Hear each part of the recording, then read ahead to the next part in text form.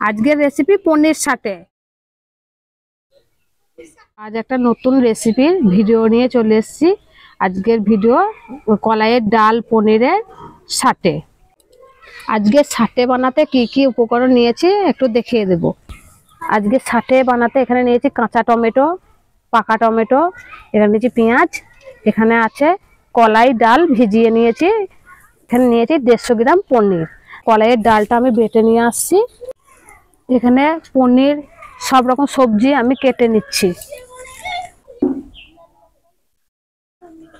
পনিরগুলো আমি এইভাবে করে কেটে নেব, একটু মোটা মোটা করে কেটে নেব।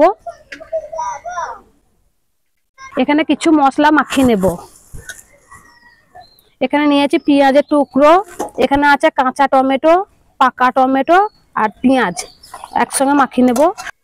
এখানে নিচ্ছি লবণ, দিয়ে দেবো লঙ্কা গুঁড়ো, দিয়ে দেবো মিট মশলা গুঁড়ো, দিয়ে দিচ্ছি আদা বাটা, জিরে বাটা, রসুন বাটা, হলুদ, দিয়ে দিচ্ছি অল্প একটু সয়া সস। খুব ভালো করে মাখিয়ে নেব। এখানে নিয়েছি পনিরের টুকরো, এগুলোও দিয়ে দিচ্ছি। এইভাবে মাখলে ভেঙে যাবে, আমি এইভাবে একটু মাখিয়ে নিচ্ছি।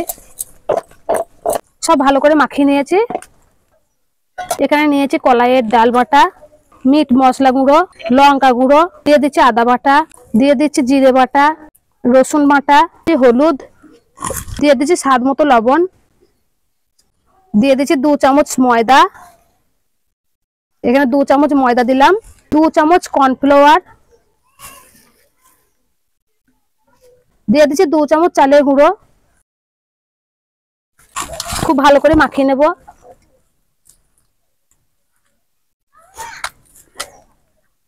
দিয়ে দিচ্ছি অল্প একটু জল।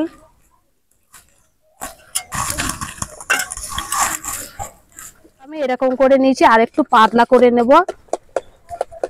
এইভাবে করে ভালো করে ফাটিয়ে নিতে হবে, তাহলে ভালোভাবে ফুলবে।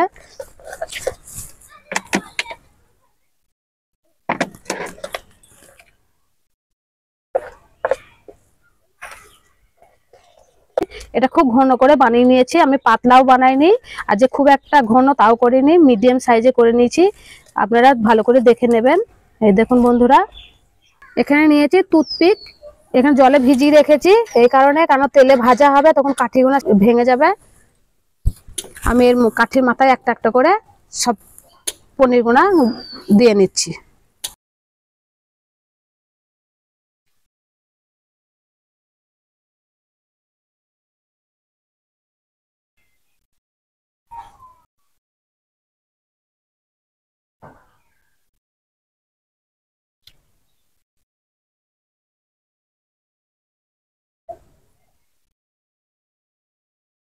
এই দেখুন বন্ধুরা, আমি এরকম করে বানিয়ে নিয়েছি। এইভাবে করে একটা একটা করে সব বানিয়ে ফেলবো। এখানে নিয়েছি টুথপিক, দিয়ে দিচ্ছি প্রথমে টমেটো, পেঁয়াজের টুকরো, তারপর দেবো সবুজ টমেটো, তারপর দেবো পনিরের টুকরো, আবার দেবো পেঁয়াজ। পেঁয়াজটা একটু বেশি দিচ্ছি, 2টো করে দিচ্ছি, ভালো লাগবে খেতে। আবার দিচ্ছি লাল টমেটো, পনির, আবার দিচ্ছি পেঁয়াজ। এই দেখুন আমি এইভাবে করে বানিয়ে নিচ্ছি।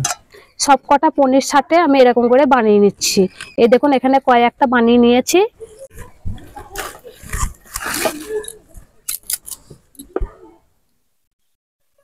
এখানে নিয়েছি পনির সাথে, আমি এবার এই কলাইয়ের ডাল বাটার মধ্যে চুবিয়ে দিচ্ছি। এই পিঠ ও পিঠ ঘুরিয়ে দেব,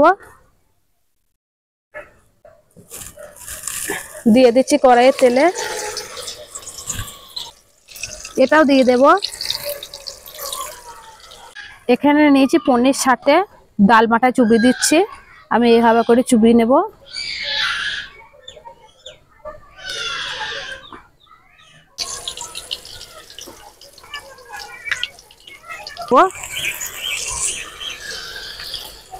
করে একটা একটা করে সব সাথে ভেজে নেব। সাথেগুলো উল্টে দিচ্ছি।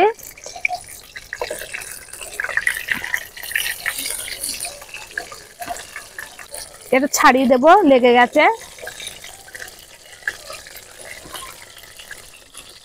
এরকম নিত্য নতুন রান্না বান্না রেসিপি দেখতে গেলে আমার পেজটাকে ফেসবুক পেজ থেকে ফলো করবেন, আর যদি ইউটিউব থেকে দেখেন ইউটিউব চ্যানেলটা সাবস্ক্রাইব করে আমার পাশে থাকবেন।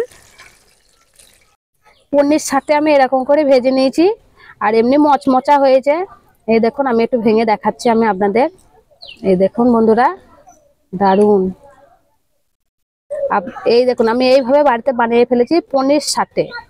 এত সুন্দর রেসিপি আমি বিয়ে বাড়িতে খেয়েছিলাম। তা কি কি মশলা দিয়েছে হয়তো আমি দেখতে পাইনি, কিন্তু আমি নিজের ইচ্ছা মতো মশলা দিয়ে আজকে পনির সাথে বাড়িতে বানিয়ে ফেললাম খুব সহজে। গোটা পরিবারকে খাওয়াবো এবার। একটা খেয়ে দেখি কেমন টেস্ট করতে পেরেছি।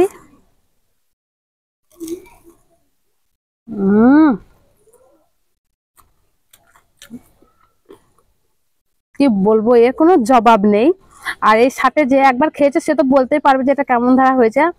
সব এর কোনো তুলনা নেই, মচমচে হয়েছে আর সবই সিদ্ধ হয়ে গেছে। এটার কোনো সসের প্রয়োজন নেই বন্ধুরা, এটা সস ছাড়াই ভালো লাগছে।